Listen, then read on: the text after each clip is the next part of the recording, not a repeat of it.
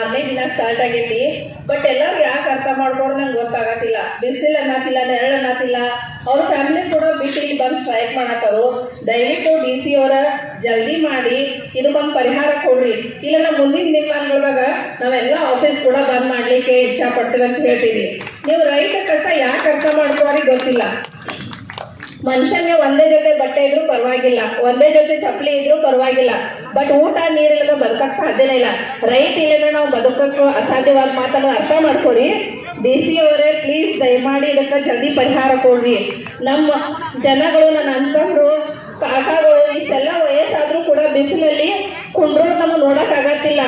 ನಾವೀಗ ಪೆಂಡಲ್ ತಳಕ್ ಹೋದ್ರು ಇಷ್ಟು ಬಿಸಿಲು ಆಗತ್ತೈತಿ. 6 ದಿನ ಅವ್ರ ಕಷ್ಟ ನಿಮ್ಗೆ ಯಾಕೆ ಅರ್ಥ ಆಗೋದು? ಎಲ್ಲರೂ AC ರೂಮ್ನಾಗ ಕೂತು ಆರಾಮದಿರಿ ನೀವು. ಬಟ್ ರೈತರ ಕಷ್ಟ ಅರ್ಥ ಮಾಡ್ಕೋರಿ. ಇವತ್ತು ಸ್ಟ್ರೈಕ್ ಐತಂತ ಅವ್ರು ಬಿಸಿಲಾಗಿಲ್ಲ, ಸ್ಟ್ರೈಕ್ ಇಲ್ಲಂದ್ರೂ ಕೂಡ ಹೊಲದಲ್ಲಿ ಮಳೆ ಬಿಸಿಲು ಅಂದೇ ಕೆಲಸ ಮಾಡ್ತಾರ.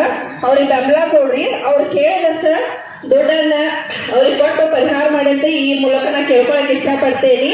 ಜೈ ಜವಾನ್ ಜೈ ಕಿಸಾನ್.